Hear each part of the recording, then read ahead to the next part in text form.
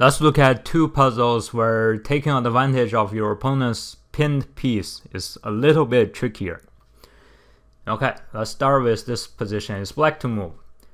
So we can immediately take the rook, but that's not really the best choice because after black takes back, or after white takes back the bishop, white has 3 pawns plus a rook, and black has a rook plus 2 pawns. So white is up a pawn, and we didn't really get too much out of the pin we have in the current position.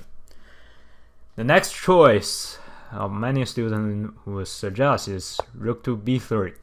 Great idea, putting more pressure on the f3 rook.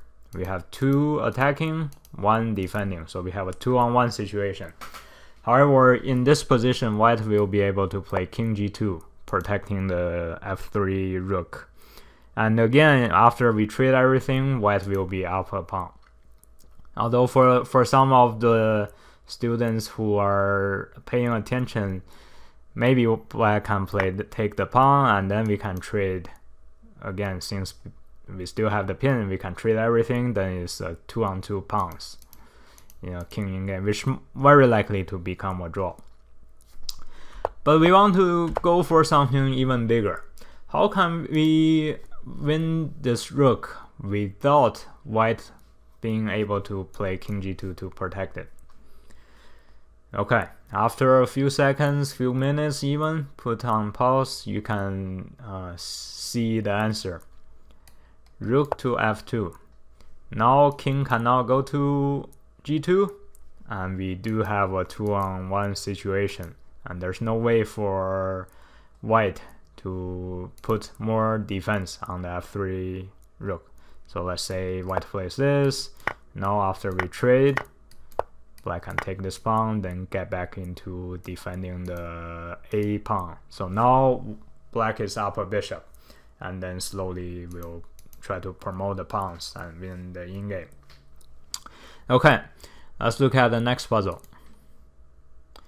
Alright, we have looked at a similar position as this one, and the first reaction to many students when looking at this puzzle is, hey, where is the pin?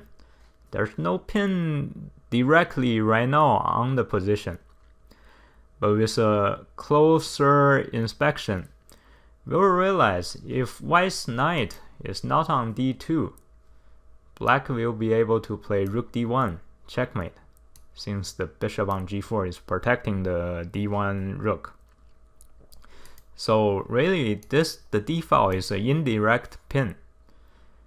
And once we realize that, and similar to an earlier puzzle we looked at, knight e4 is the right move.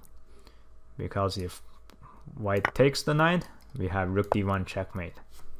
And if white does not take the knight, then we have a 2-on-1 situation, and the black will be able to win the d2 knight for free.